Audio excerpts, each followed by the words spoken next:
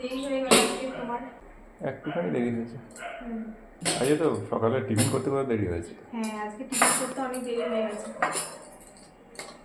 আমি তো খেলাম 11:30। চলো, তোমরা 11:30টার দিকে হবে। ওই 11টা 15-20 হবে। এই যে দিয়ে দিলাম ভাত। ভাত গরম, আর সে গরম নিয়ে ঠান্ডা হয়ে গেছে। মিঠির তো খাওয়া হয়ে গেছে।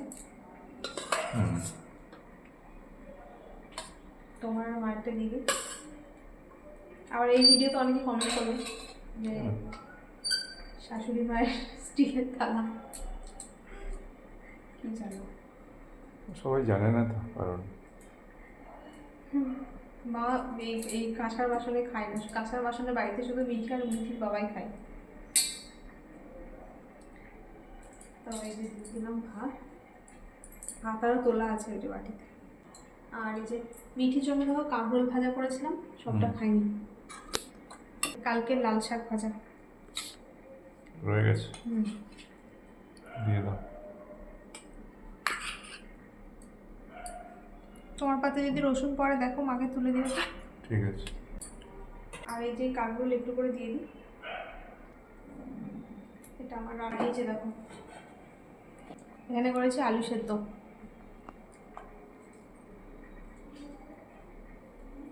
আলু সেদ্ধটা বেশ ভালো করে মেখেছি আজকে। এই যে আলুটা আনলাম আজকে, ওই জন্যই করলাম আর করে। টেস্টটা আরও ভালো।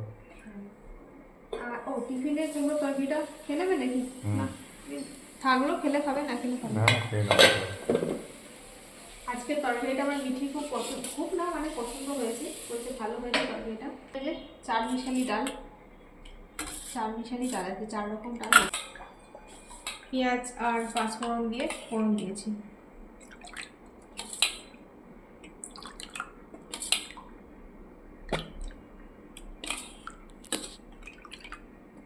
মিঠি ডাল খাইনি,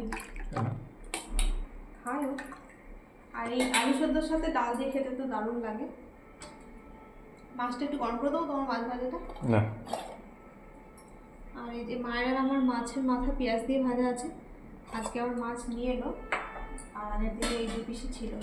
আমি এখন ডিমের অমলেট খাবো। আর তোমার এই যে পেটিটা, মাছের পেটি ভাজা, একটু গরম করে দিয়ে ভালো লাগবে। খাও, আমি লাস্টটাও দিচ্ছি।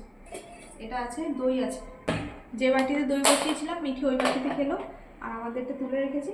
আর এই যে ওই বাটিতে পুরোটা দুধটা ধরেনি, তো এখানে একটু বসিয়েছি। এতে অবশ্য রোজ বসাই এই কাপটা করে সকালবেলা ওকে দিই, তাহলে আর বাটির দইটা ভাঙি না, আর জল কেটে যায়। তো ওকে এটা করে বসিয়ে ওকে এই কাপটা দিয়ে দিই সকালবেলা। মা তুমি বসো, তবে আমাকে পরে বসে কিছু মনে দিই। এখানটা আজকে কচুগুলো খুব ভালো ছিল। মিঠি বলছে তরকারিটা ভালো হয়েছে, মানে কচুগুলো ভালো হয়েছে, কুমড়োটা ভালো লাগবে।